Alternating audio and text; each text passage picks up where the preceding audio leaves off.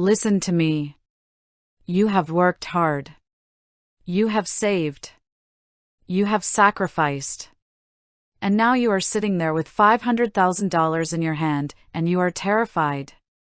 Do not lie to me, I know you are. Because you're looking at that number and you're thinking, is it enough? What if the market crashes tomorrow? What if I run out of money before I run out of breath?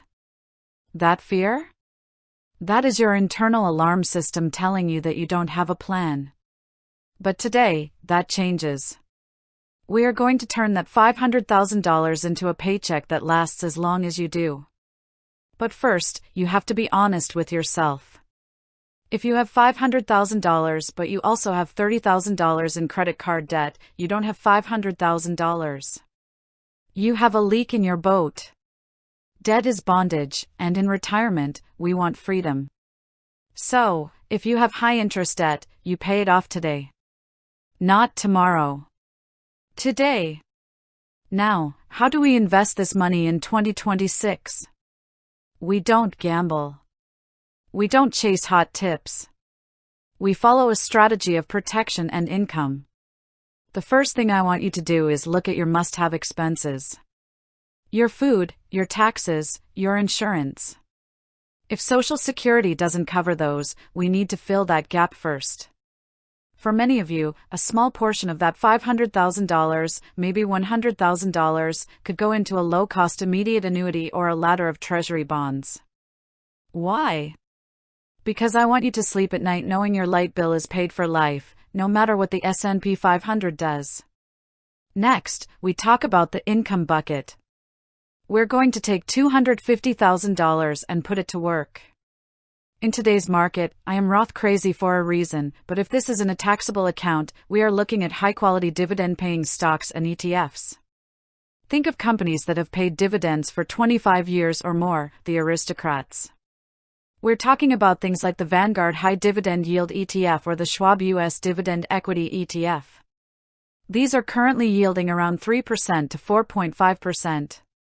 That $250,000 could be generating $10,000 a year in income that grows over time. That is money coming into your pocket while you are at the park with your grandkids. But Suze, what about the rest? We have $150,000 left. This is your growth and liquidity bucket. I want you to keep at least 2 to 3 years of your living expenses, cash you actually need to survive, in a high-yield savings account or a money market account. Why?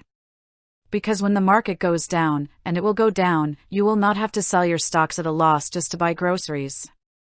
You will pull from your cash. You will stay calm. You will stay powerful.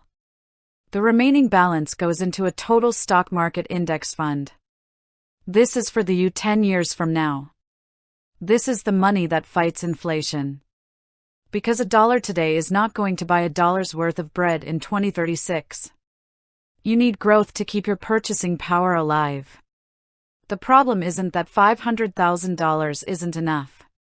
The problem is when you try to make $500,000 act like $5 million. It can't do it. You must live below your means but within your needs. Here is your actionable takeaway. Grab a piece of paper. Write down your monthly must-pay bills.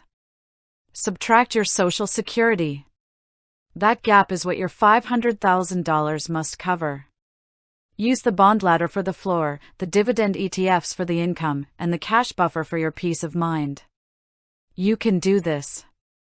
You have the money, and now you have the map. Stop being afraid and start being powerful.